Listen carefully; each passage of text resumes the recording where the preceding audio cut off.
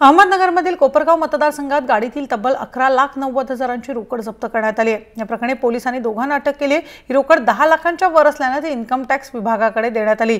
ही रक्कम नेमकी कशासाठी काढण्यात आली याचा तपास पोलीस करतायत आणि या रकमेची कुठल्या राजकीय नेत्याचा हात आहे का याचाही पोलीस आता शोध घेत आहेत।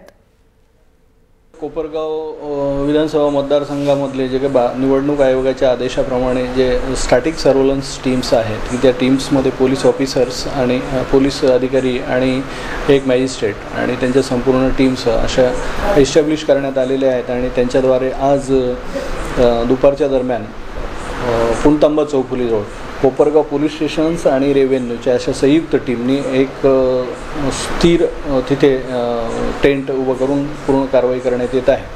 त्या कारवाई दरम्यान I-20 नंबर MH17 AJ 2120 ह्या गाडीमध्ये एकूण 11,90,000 रुपये मिळून आलेले आहेत। तर त्या मिळून आलेल्या कॅशच्या संदर्भात सविस्तर चौकशी करण्यात येत आहे।